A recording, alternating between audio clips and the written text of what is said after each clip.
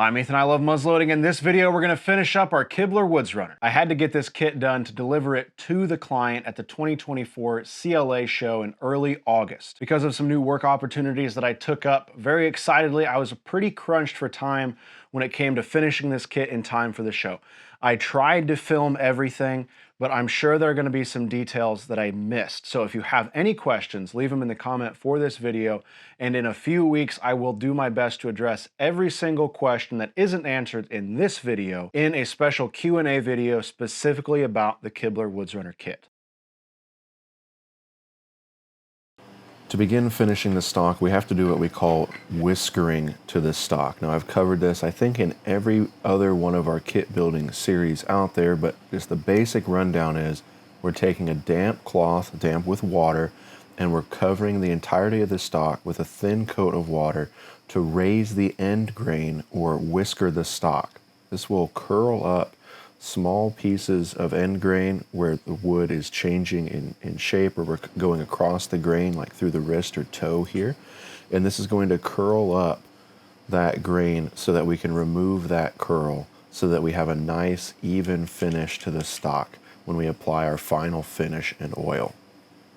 Raising the grain like this, or whiskering before we apply the finish, is important because we're raising that grain first, and then we're going to rub it off with our Scotch-Brite. If we didn't do this a few times before we applied our finish, whatever stain or finish that you used on your stock would raise that grain, and you would feel these tiny little curls of raised grain then in your finish, and you'd have to go through it and try to remove that without affecting your finish.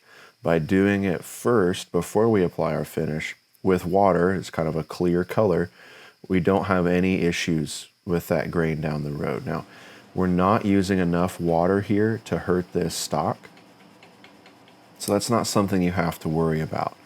After I've let that water air dry, as you can see here, I'm taking a maroon Scotch-Brite and I'm gently rubbing over the entirety of the stock to remove those raised grain curls. This is a very textural thing. It's hard for me to show you the difference on video here, but it's a very textural thing. If you rub your hand across your stock after you've whiskered it, you're going to be able to feel that raised grain, and all this Scotch-Brite is doing is just tearing or cutting those little pieces of end grain. I mean, they're almost microscopic really, but it's removing those so that you have a nice even finish on your stock.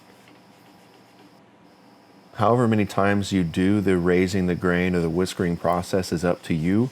I recommend at least 2 cycles, but you'll see some contemporary builders go to 4, 6, or 8 times depending on the style of finish that they're going for. I think in total I did this about 3 times because while the stock was drying in between whiskering sessions, I was working on other parts of the kit. When it comes to lock disassembly and reassembly, Kibler already has a great video on how to do this. I'm not going to try to outdo the video for the guy that designed this lock. So I encourage you to check out that video for a step-by-step process on how to disassemble and reassemble your lock to finish it to match the rest of your hardware. I'll have a link in the video description. 2 things you'll want though are a good set of gunsmith screwdrivers. Absolutely crucial to have and very important to have for kit building. The other thing you're going to want is a mainspring vise. A mainspring vise is available from a bunch of different muzzleloading supply houses out there. I'm a huge advocate for finishing it out the way that you want to finish it out, and don't worry about the opinions of other people. But the one thing about that, the one caveat I do have on that is I think that these kits look infinitely better if you go through and finish out the lock, not leaving it plain as it comes. I understand that it's intimidating, but it's going to look a whole lot better if you do disassemble and reassemble that lock to finish it up. As we start to finish the lock, I'm starting with the lock plate because we have a large flat surface and it helps me kind of get into the mode of working on this lock. So I'm starting with a fine flat file here, and I'm working along the back or the tail of the lock here, getting those machining marks out so we have a nice even polished surface so that we can in the end have a nice finished metal surface. Now, everything about working on the lock is a little bit tricky, but that's not to say that you shouldn't do it, of course. It just takes a little bit of extra time. to get around things like the pan and the cock and the top jaws and the screws and things. To aid in this, it helps to have a couple jigs or blocks in your shop. So this is a block that my father has made up as an engraver to work on the hammers, I should say, of Flintlock. So you can see we have a little notch cut out of it there. That is to catch a little ledge of the internal side of the hammer there to work on while engraving. It just so happens that it works really well for filing. I'm going to work on this a little bit. It's going to be a little slow, but as I continue to kind of get attuned to the surface and the metal, it becomes easier and easier. One of the complicated things about locks really is the different metals used for the different pieces, or at least that's the way it seems to me. So things like your frizzen, you know, are hard, but I found a difference between the hammer and a difference between things like the lock plate and, of course, things like the springs. So you're going to have different toughnesses or hardnesses of metal, and those are going to react differently to your file. So some things you're going to need to be a little more aggressive, and then other things are going to cut just fine. As I'm going around the hammer here, this is a perfect example of just small details that you can do that take just a couple minutes each that I think improve the build quality of your kit. Disassembling the lock anyway is a chore because it can be complicated, but once you have it disassembled, I think it's best to go through and make these little details where you can. So I'm even polishing the underside of our lower jaw here. Not that anybody's ever going to look at it, but I do want it so that if anybody is inspecting this up close, we have a nice even polish there. So I'm using fine files, and then I'm going to jump directly to my 400 grit sandpaper on this hammer, and that'll be the completion of my polish for this. Some of my tougher metals on different parts of this, I'll go from 80 to 120 to 240 to 400, but on some of these softer pieces, it's easier just to jump to the 400 and you have a nice finish.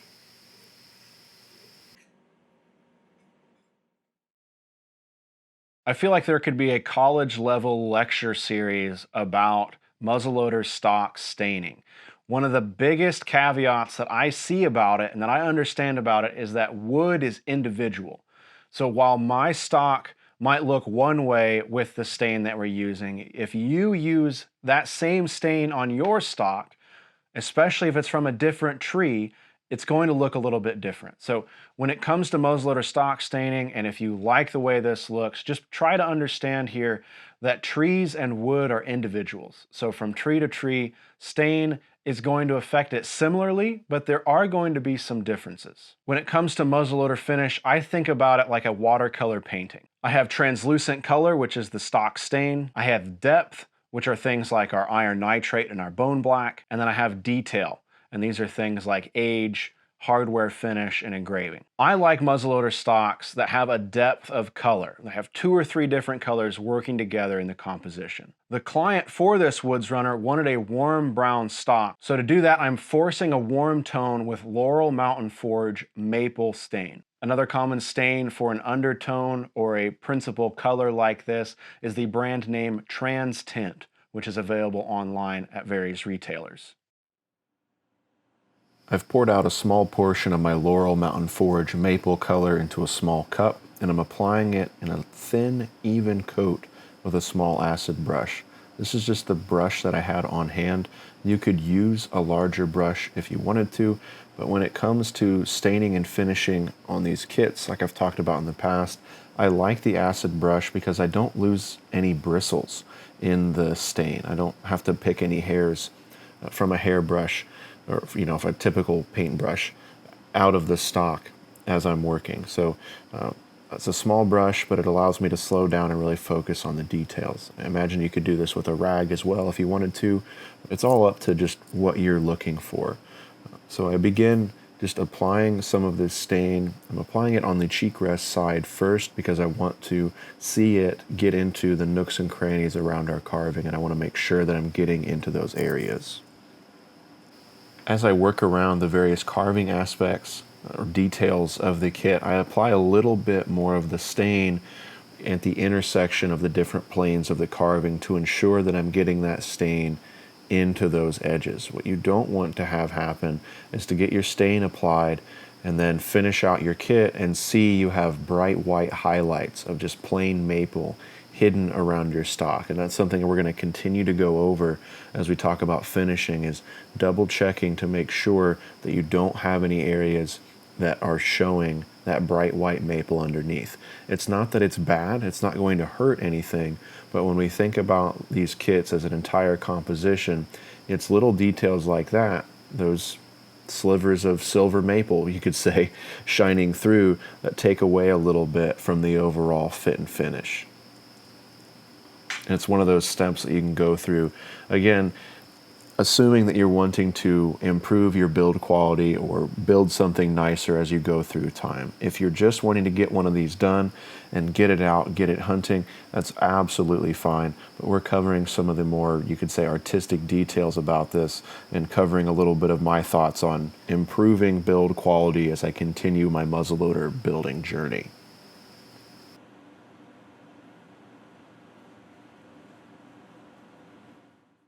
After covering the stock in Laurel Mountain Forge maple, I set it aside to dry and absorb that stain while I go and work on the metal finish for the kit.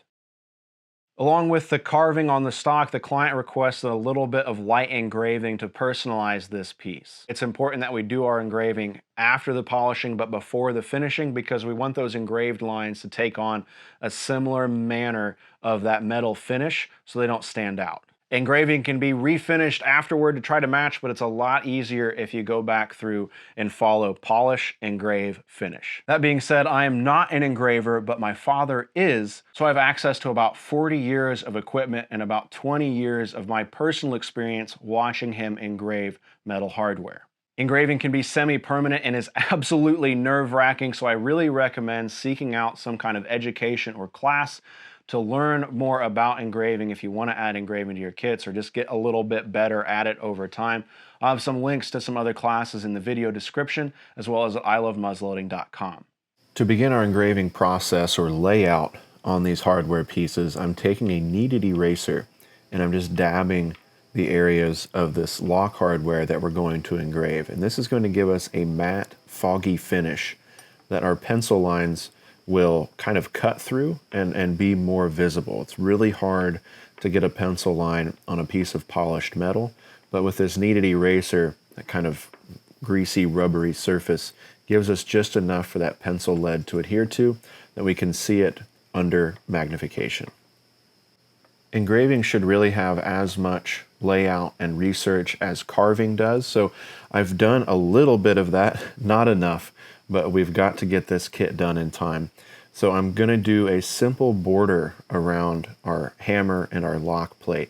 This is a very common thing to see on pieces from just about every period here of the Flintlock era, and it's a nice little detail that I think I can manage to do.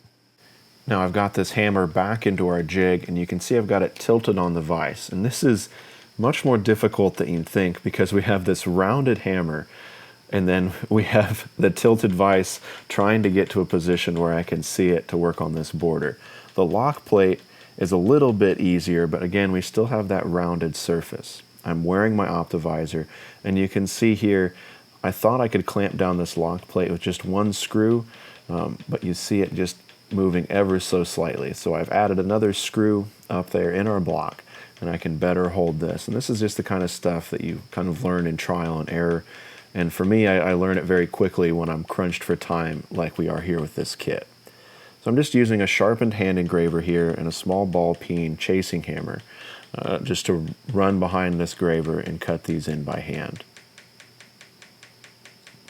This is a slow process. It's not perfect by any means. My line weights vary quite a bit, but I'm still learning. I really like engraving, and as you can see here sped up, it looks like I'm doing a better job than I am. But learning how to do this kind of on the fly is a lot of fun. But again, I recommend practicing on just some practice plates. Jumping over to our barrel here, I've already done our draw filing process, and I'm just going to add a couple engraved bands here at the breech. It's maybe not necessarily common for this period of arm, but you see these kind of cut bands on a variety of arms through the Flintlock era. And on higher end arms, these will be filled or inlaid with gold or silver. to really accent the quality or the status of the owner of the piece. So again, I'm using the hand engraver here. The barrel is a little bit softer really than the lock plate, which made it much nicer to work. But my lines weren't perfectly straight or good on, or even on thickness, I should say. So I come in with that triangular file a little bit, even things up, and then come back through and clean that line out with that hand engraver.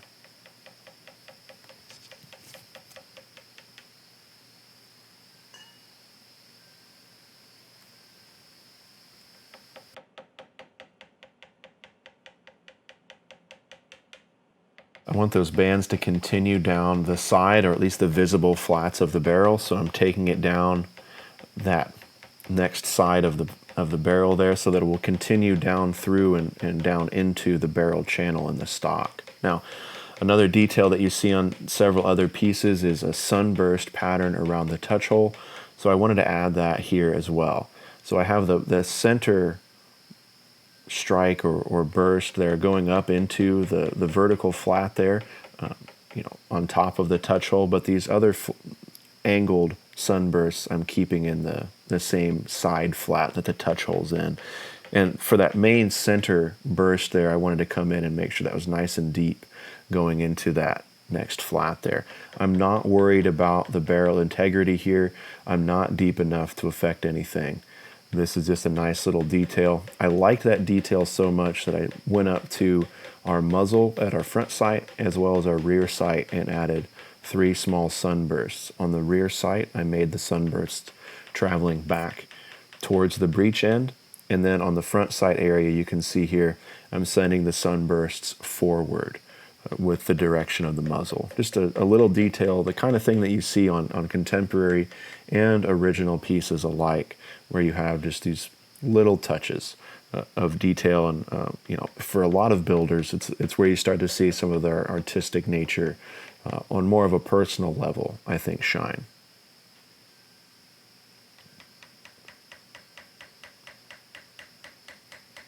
Back here at the rear sight, I make that sunburst a little bit longer. For me, it was just kind of an artistic or a proportional decision. It was fairly blank from the rear sight back to the breech end, so I had a little bit more runway than we have at the front sight and the muzzle. So I just extended that out a little bit, took it to a fairly equal depth on all 3 as we had out at the front, but just quick little tap, tap, tap. Nice little detail for us.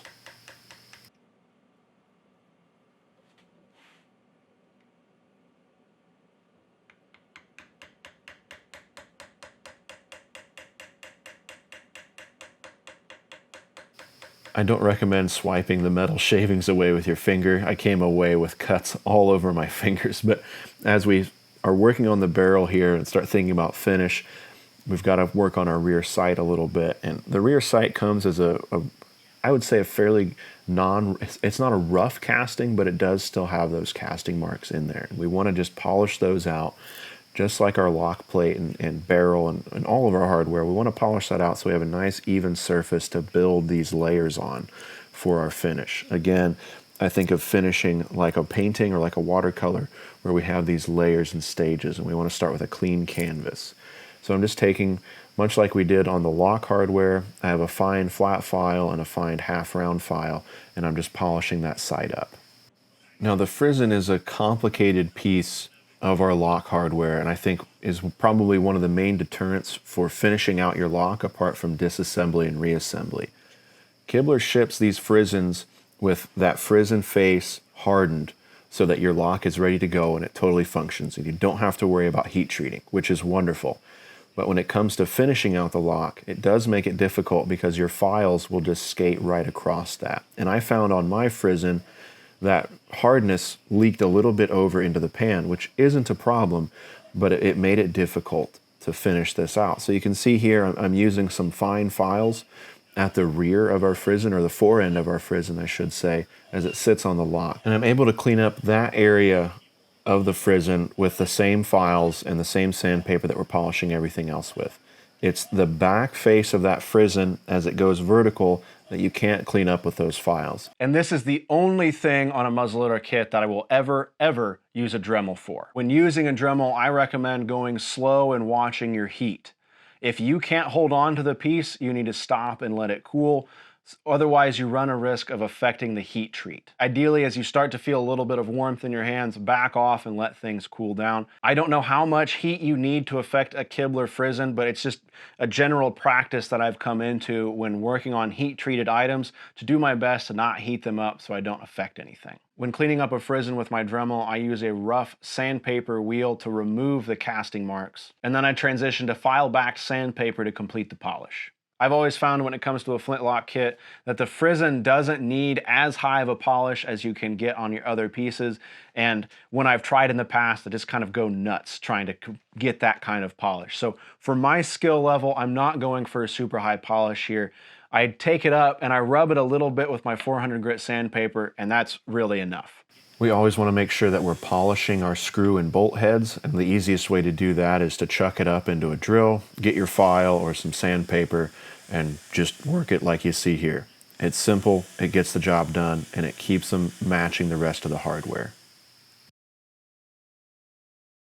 When it came time to brown the hardware on this kit, I didn't really know what I wanted to do, but I knew I wanted to get really weird with it. In the past, the browning that I've gotten on my kits has been nice, but it's not had a little bit more of the natural look that I've been trying to get. Now, I've had a lot of questions since posting pictures about this kit, about the ratios and measurements of these different solutions that I used. But to be completely honest with you, I flew by the seat of my pants through this whole process, and I just worked on it until I liked the way it looked.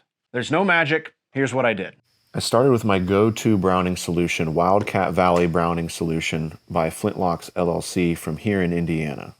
Family friend Jerry Eater developed this browning solution, and his son Mike Eater still sells it today. After applying 2 coats of the Wildcat Valley solution over the course of one night, I then came back to the shop the next morning and applied a heavy coat of French's yellow mustard to all of the hardware and let it sit for about 3 hours.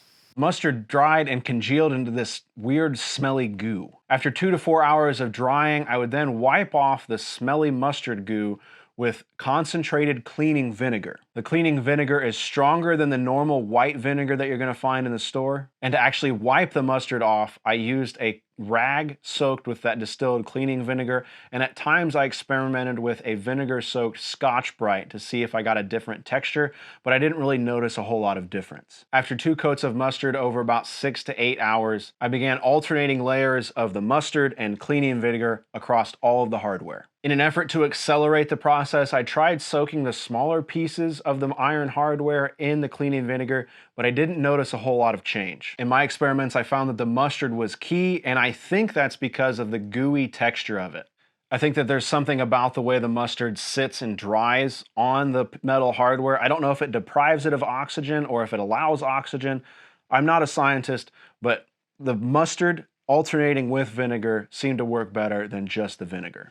I liked where the mustard and vinegar was going, but I was crunched for time and I needed more faster. And that's when I introduced salt to the mix, by sprinkling salt in the vinegar and mustard mix as it set on all the iron hardware. Looking back on it now, the salt is what really pushed this finish to where I wanted it to go. I wanted this to be an enhanced aging, but not an exaggerated aging. I'm not going for a faked antique here. I'm going for something that feels a little bit older. To clean off this rust and gunk, I'm going to follow Brian Barker's tutorial that he shared in the Contemporary Long Rifle Association Facebook group, where I'm using a WD-40 soaked Scotch Brite to remove a lot of this exaggerated rust here and get down, or get back down, to the hardware and its base level of pitting and finish. If I scrubbed too hard here, I found that I would remove the rusting and I could get back to fairly polished metal. So this is again where you get to an artistic or just your feel for this process, because you don't want to remove everything. You want to try to keep some of that there, or at least that's what I'm going for. Lighting is super important, so I take all these parts back up to the same workbench and the same lighting I've been using for the entirety of the kit, and I work on completing the polish on these pieces. Again, I'm not wanting to remove all of the rust and all of the pitting, but I do want to get us down to a nice what I would consider a warm gray. You know, it's not a rust brown necessarily on everything, but it is kind of a brown gray finish here. And again, you can see the comparison between that lock hardware and that barrel.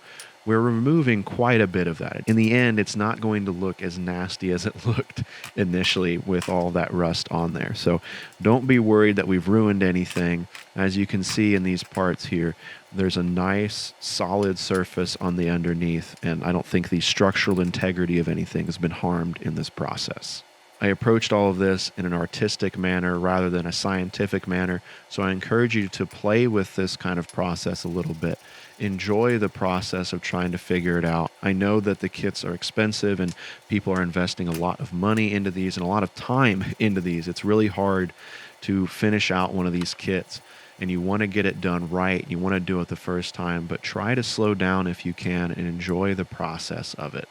I think in the end that becomes part of the tradition of building muzzleloaders and using muzzleloaders, and that's part of the reason why they're still so popular today, especially in the United States, because we're connecting with that process, with that history, and with that culture that literally runs in our blood. To recap the entire browning process here in as much detail as I can give you, I used Wildcat Valley browning solution with 3 coats over about 18 hours. Then I coated the hardware in mustard, letting it sit for 3 to 4 hours. I wiped clean the layer of mustard with that cleaning vinegar, and then I coated all of the hardware with cleaning vinegar using a spray bottle or Q-tip, depending on the piece of hardware. I let that sit for about an hour. And then I coated all of the hardware again in mustard, sprinkled some salt in, and let it sit for 3 to 4 hours. I would check on it about every 45 minutes to an hour, sprinkling more salt and spraying with vinegar as I needed. I would coat again with mustard and salt, and I would continue coating with mustard, salt, cleaning off with vinegar, coating with vinegar, mustard, and salt, until I liked the look of the hardware overall. Is it scientific? No, but it worked, and I liked the finish that we got in the end. The timeline of this is a little bit funky, but I'm trying to present it in workable chunks for you to recognize and apply on your own. While I was waiting for the rusting to happen on the iron hardware, I transitioned back over to our brass hardware. I knew that the rusting was going to take longer than the brass finishing, so I wanted to get it started as early as possible to front load that time so I could work on the rest of the kit and then come back to the rusted hardware and put it on a completed kit, basically on the way to Lexington. To begin polishing the brass, I'm using some of the classic jigs and mounts here that we've used on the channel on all of our other kits. And we've talked about brass filing and brass polishing extensively with every kit, so we're not going to go over every single detail, but the gist of it is I'm starting with a coarse file on each of these brass hardware pieces, and I'm transitioning up in fineness or up in grit until I have a nice polish that I'm going for. On these butt plates, I like to use a combination of half round and flat files for the particular areas that I'm working.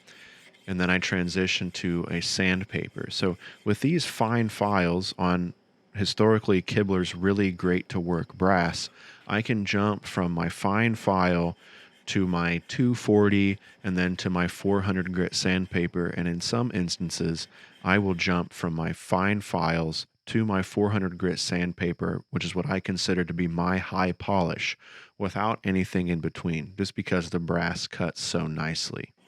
Now, butt plates can look to be pretty simple, and I don't mean to scare anybody away from polishing their butt plates, but they are fairly complicated. We have this complex curve at the butt end, and then on the heel end you have these curves transitioning into these flats, and I've talked about it a lot in the other kit building videos. But when it comes to those flats on these pieces, whether it's your butt plate or your trigger guard or your ramrod pipes, you have the notion that you want to go fast and you will go through and polish out those crisp edges, but do your best to retain those crisp edges on all of your hardware as they come from the casting.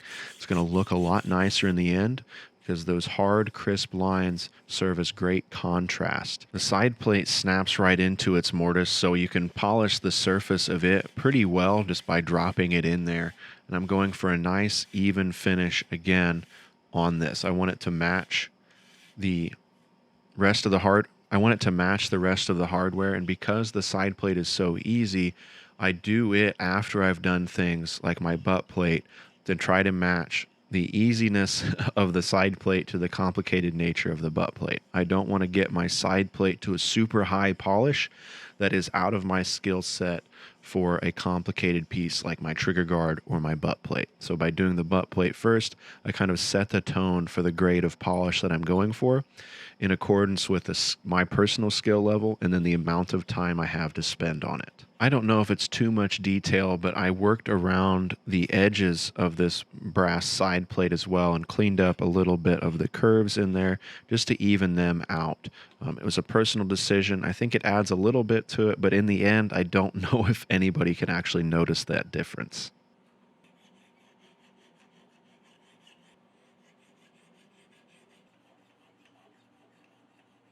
The client had asked for a little bit of light engraving on the lock and barrel, but in looking at things as they came together here, I wanted to add a little bit of engraving on the side plate to further personalize it for him.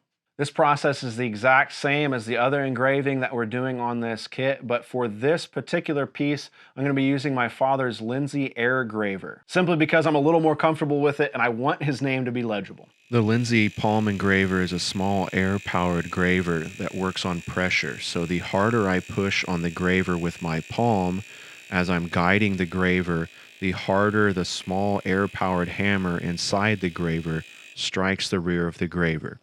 It functions pretty much the same as a hand engraver, but it's all in the palm and it's all driven by an air compressor.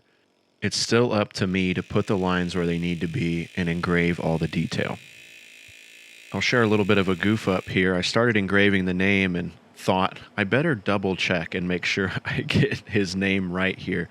And thankfully I did double check because his last name is very similar to a local family's last name here in Indiana, but the name is spelled totally different. So we went back, double checked it, adjusted my layout here, and I think it turned out okay.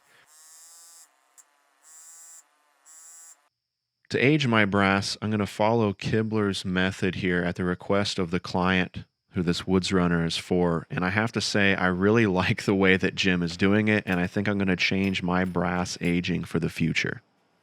I'm using Kibler's Jack's Black that he sells through the site, and I'm going to be, instead of brushing the brass black on, I'm going to be soaking these parts. In the past, I was concerned about wasting the fluid, but the overall finish that you get with soaking the parts, I think, is so much better than the brushed finish I was able to get in the past.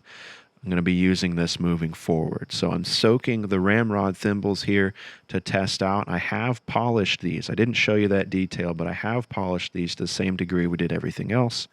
And we're soaking it for about 30 seconds to a minute to get the color that I'm looking for. And then we're just using a gentle Scotch-Brite to remove some of the excess black and take it back to a color that I like. On this brass, I'm not going for a full nasty black, as you could call it, like it's been sitting in the mud for 200 years, but I'm going for just a nice warm color on this. I'm thinking about the brass finish here just like I am the iron hardware and the stock itself, and I want kind of a cohesive color palette. So I'm letting this brass age to a nice warm black, and then I'm toning it back to a nice, I would say a warm reddish brass color here. And I know there is some editing here as far as the timing goes, but there isn't a whole lot more time cut from this footage. So I'm leaving it in for about the amount of time that you're seeing in the video. To further my experiments in aging this kit, I've got a box of cut off scrap pieces from the shop here, and I'm dropping all of my metal hardware into this box to enhance the aging some. And I'm just shaking it up. I'm shaking it for a few seconds here, and then I'm going to open up the box, see how the parts look, throw them back in the brass black to age those dents and dings, and repeat this process a few times until I've got an overall finish that I like. Again, I'm not going for something that's totally beat up, but I'm going for something that has a little bit of wear and tear on it. And that's really up to personal preference on this. I'm not saying that you have to age everything or that you should, but it's the kind of thing that the client came to me with wanting on this kit, and I'm trying to fulfill that request while experimenting with it a little bit on my end so that I'm learning and I'm enjoying this whole process so that I can further my kit building future. Not that I'm going to be making production kits here, but I really enjoy this process. By this time, the Laurel Mountain Forge maple colored stain is dry. Our iron hardware is rusting, so it's time for us to return to our stock. The client requests that we use Kibler's iron nitrate gunstock stain on this kit, so we've got a bottle of it here shipped to us from Kibler, and we're going to be using and following the directions to the best of our ability. Like all of our stain or finish, I'm pouring out a select amount of the iron nitrate into a clean container, and then I'm going to begin brushing it on with a new clean acid brush here. Again, I like using these acid brushes because there's some kind of polymer bristle on here that does not fall out of the handle, and I don't have to pick brush hairs out of the stain or finish, which becomes kind of irritating over time. And much like our Laurel Mountain Forge stain, I'm making sure to apply a considerable amount in our carving so that we make sure we get into those nooks and crannies. Something that I don't like on my kits to see is those intersections of different planes in the carving, to see those light tones in there. So we want to make sure that we're getting all of our stain and finish into those intersections so we have a nice even color. Again, when it comes to the lock reassembly, Kibler has a great set of videos about how to do this properly and in the way that he recommends. I'm not a professional lock builder, and I did have some frustrating moments trying to get it right, even following the video. But again, this is part of the process and part of the thing to be enjoyed. And I learned a lot going through this process. The lock assembly and disassembly is intimidating, and it can be complicated, but it is just, it's all there for you. It's just a screwdriver, some screws, some bolts, and some parts. So I encourage anybody out there, even if your Kibler kit's been assembled for a few years and you've not taken the lock apart to finish it out and it doesn't match the rest of your hardware, it's a great little weekend or evening project to go through, disassemble your lock, finish it out, and reassemble it. It's really hard to mess it up, and I've seen Jim and the team provide great customer service if you lose a part like that little fly. So consider trying it out, expand your knowledge a little bit, and get a new experience. Now it's time to activate our iron nitrate. And to do this, I'm using a heat gun, and I have everything positioned on a metal vise. This is just closest to an outlet for me. You could do this on your bench or table, but just be careful if you're using a high-powered heat gun to not do it on something that's like plastic that could melt. Going over just gently with this heat gun set on a 3 out of 10. I don't need to do this fast. I want to bring this wood up to temperature slowly. I don't want to risk burning these thin edges, especially on this patch box. With the patch box done, I can transition over to the stock. The stock I found was a lot easier to work just because it was a larger surface area and I could actually rest it on my bench. With the iron nitrate, we're just warming this up slowly, watching it transition from that light red or orange to that dark maroon now that you can see on top of the comb. Just a word of caution for when using solutions like iron nitrate or aquafortis, you want to make sure that you're fully heating your wood to complete that transition. If you spend enough time in muzzleloading and enough time looking at long rifles, at some point you're going to see a muzzleloader out there that looks a little bit green. And that comes from not fully heating the iron nitrate or the aquafortis solution. So make sure that you're fully heating it and that when you are done with your heat gun, you see a nice warm brown tone. If you see any cool tones in your kit with using an iron nitrate or aquafortis solution, try adding a little bit more heat, but just be careful that you don't burn anything. I've not personally seen any green stock issues with Kibler's iron nitrate solution. It could be that he's totally bypassed it with whatever chemical compounds he's using, but I just present it as a word of caution for not just this build, but any future builds that you might be doing if you use some other solutions. With our stain set and our iron nitrate heated up, it's time to fill the pores of our stock with finishing oil. For this, the client requested I use Beck Flintlock's 18th century wood finishing oil. I believe Beck makes this from traditional recipes that he's researched from the 18th century. I've not used it before this project, and I have to say I was a little skeptical about it because it's not often you see a new oil come to the market that fits the bill and does things you know, that other oils don't, but I'm really happy and really excited about the way this oil worked on this curly maple stock. It took it to a nice deep maroon color, and I loved the smell, I loved the feel of it, and I loved the texture of it on the stock after it soaked into the pores and had time to dry. Really happy with this oil, and I'm excited to use it in future projects. Not being paid, not sponsored, just really liked the way this oil turned out.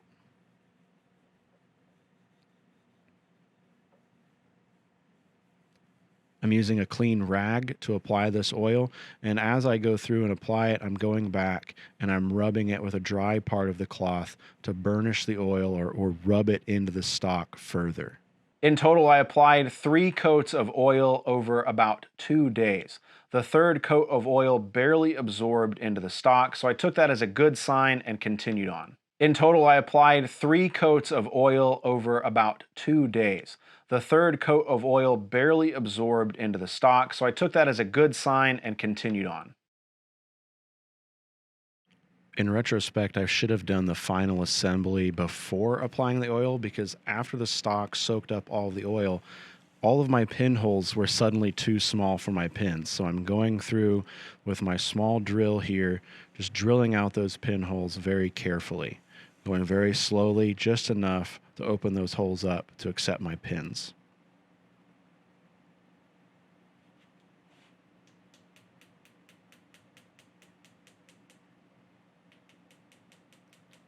A lot of contemporary builders would tell you to put the entire piece together with the pins, with all of the hardware before you start applying oil. That oil can't hurt your hardware, and by doing it before you apply your oil, all of that hardware is going to be in place, and that stock is just going to kind of mold and grow around that hardware, locking it in for that initial assembly.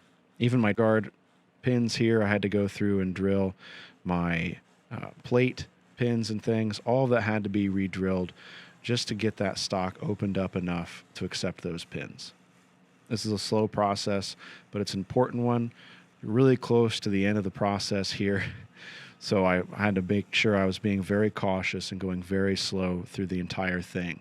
This is not a time where you want to get in a hurry and create extra pinholes where you don't need them after putting in all this work.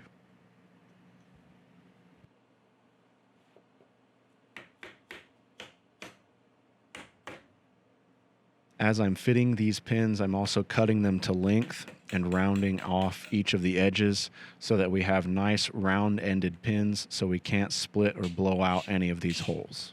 It's a good practice to get into just to make sure that you have nice pins, so if down the road you or your future ancestor needs to take your flintlock apart, you can do so easily.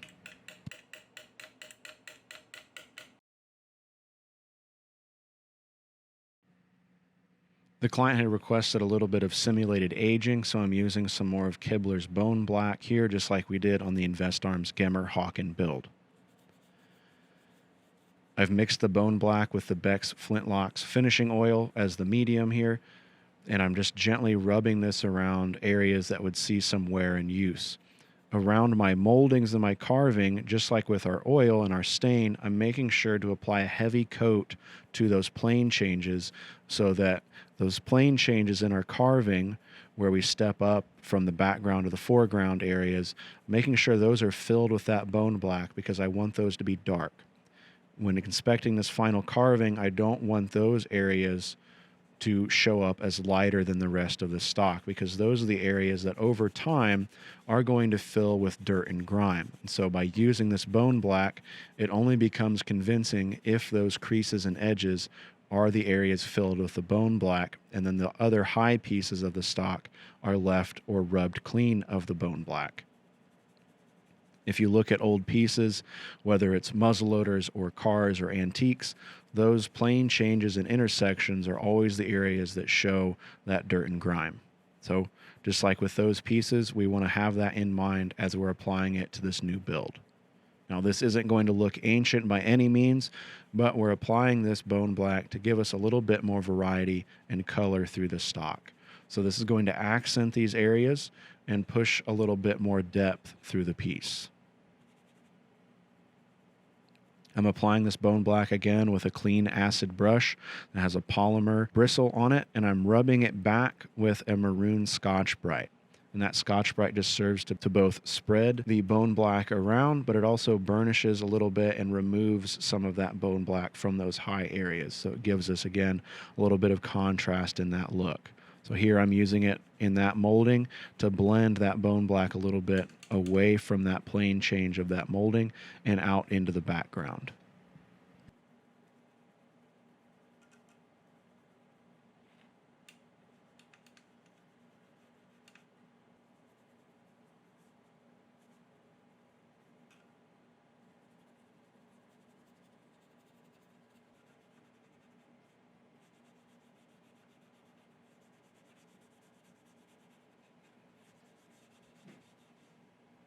Up here on the tang, I'm making sure to fill those veiner tool cuts and those chip carving details so those show up as black, and then I'll burnish it with that maroon Scotch Brite so that our foreground shows up as a lighter maroon or red color in contrast to that black.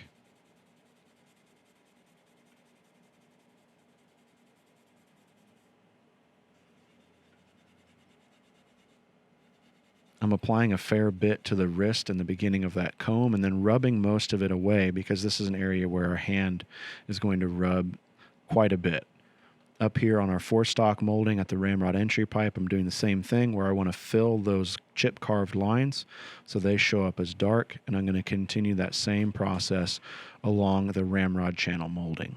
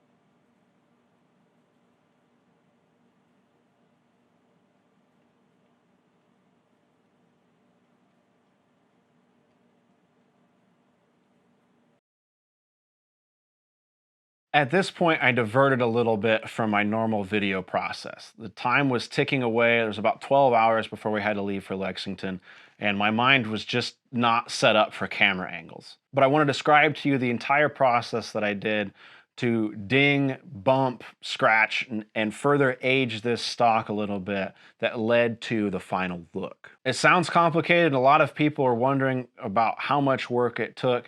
But to ding, scratch, and dent the stock, all I did was pull out a few scrap pieces of metal from that same ding box that we used for the brass hardware where we shook everything up. Just took a few pieces out of that box and just stood at the stock and just kind of played the drums with it.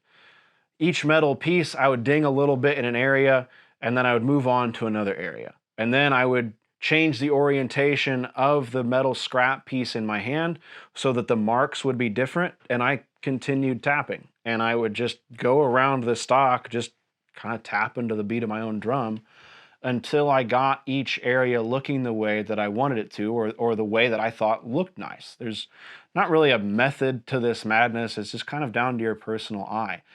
One thing I did do, though, was I tried to make it so that every area of the stock had an even amount of wear. So I would go through, as I said previously, in one position with two pieces of the scrap, and I would go through the entirety of the stock from the butt all the way up to the muzzle to make sure that we had some consistent marks. And I would vary the pressure and the speed that I was tapping.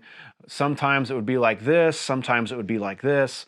It just, you kind of got to go with the flow and think about, if I was out hunting with this piece year after year, what kind of wear and tear would it go through? I can look at my muzzleloaders before and after the season. If I took a picture, there'd be some different dings and bumps and scratches on them, just by nature of what time of year I'm out or what kind of terrain I'm in, or how hard I'm moving through the woods. Again, I'm sorry that there's not a calculated method, a step-by-step process for this, but I think if you have access to or can find just a variety of scrap pieces, whether it's metal or wood, you can make these kinds of marks and experiment with it. I don't think you can go wrong with the denting and dinging of a stock, but you can overdo it. So go slow, be patient, and step back often. Don't get honed in working on your wrist, making sure your wrist looks good without stepping back and looking at it across the piece. You don't want a bunch of dings in one area and then just nothing in another. Another tool that I used, apart from the scrap to get those varied marks, was the back end or the peen end of my chasing hammer that I used for engraving. There were a couple times where I just took that peen and just made a set of 6 or 8 taps all in one area. I don't know what would make those over the course of time, but I thought, you know, maybe if you're carrying the Flintlock across your saddle or something and things are bumping, maybe the stock's pressing up against the bolster on a knife or the head on a tomahawk, and you could have some repeated dings or dents on there. You know, so just see what you have at your disposal and play with it a little bit. Even if you don't have some access to some varied looking scrap, use the tools that you have with you. You've got screwdrivers, you've got some pliers, you've got some files. Play with a little bit. Try things on edge, try rotating things. Just play with it, have some fun, and really make it yours. Following a bit of a theme here, the client requested that we use Beck Flintlock's 18th century wood finishing wax as the sealer for this stock. Opening it up here, it's a maroon colored wax that is texturally very similar, in my opinion, to other waxes on the market that contemporary builders use, but this is based on, according to Beck, Flintlocks.com, 18th century recipes and research that he's recreated and offering here today. I'm using a clean or semi-clean rag for this process, dabbing a little bit of that wax out and then rubbing it into the stock until it feels not really sticky anymore and it feels like the wax is being forced into those pores. I don't want this to be a gummy, gooey mess that can happen on occasion and it has at least happened to me in the past using other kinds of oils. So I'm applying a thin coat here and rubbing it in until I feel like the stock is accepting the oil, or wax, I should say.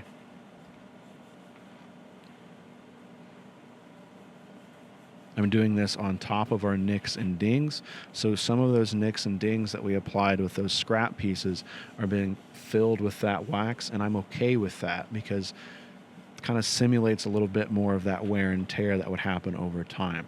This is the kind of thing that somebody could continue to apply to their stock over time as something is being used to try to further protect things as they kind of live through time and experience different things with their flintlock.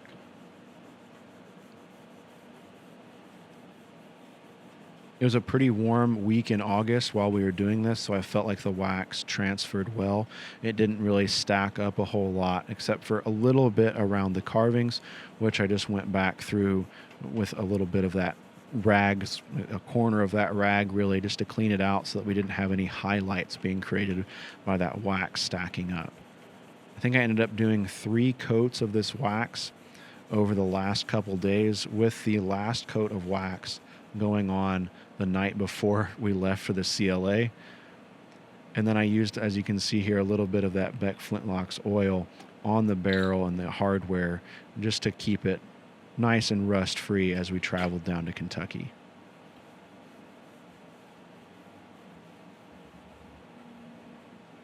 And here it is, the final look of our Kibler Woodsrunner kit. I'm really happy with the overall look and how everything came together. It's a little nerve-wracking working on individual parts here and there through the entire kit building process, but I feel like this one really came together in the end, and it was a little bit of a struggle to get it done in time. My time management wasn't the best on this project, but we did get it done in time and we did get it delivered when we needed to. So I was really excited to take this down to the CLA show and hand it off in person, totally bypassing the risk of having to ship a long rifle like this in the mail in 2024, where we've seen countless issues with that.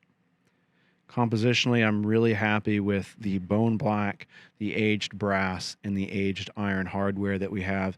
I feel like we have some subtle bright highlights here and there, but it's contrasted by the nice dark areas that we have. We have darkened brass, but we also have highlights. We have darkened wood, but we also have highlights. And we have that darkened iron, but we have highlights on those edges where the iron would see some wear and tear. I'm pleased with the engraving and the advancements that I made in the engraving on this piece. I feel like it looks a lot better than the engraving on our Investarm Plains pistol, and I'm really happy with how the carving turned out. Overall, there's a lot of things that I would do differently with the carving, but this project was pretty hyper-focused on the carving and trying to get that carving right.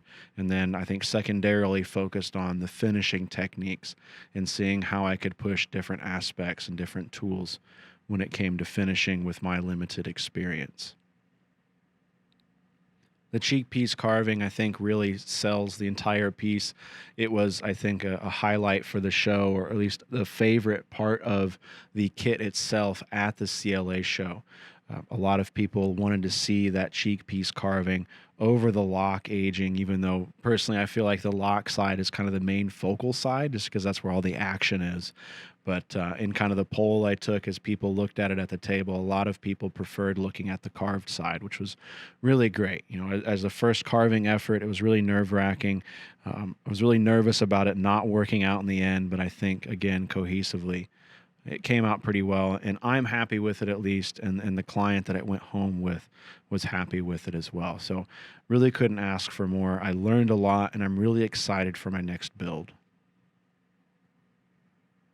I'd like to thank all of the channel members for their support in making these new long form videos possible. Thank you. This was, I think, one of the biggest projects we've had to date, so I really appreciate you sticking around. I hope that you like the way that things came out. I hope you like the final look on things. And if you don't, it's not yours, so you don't have to worry about it a whole lot, I guess.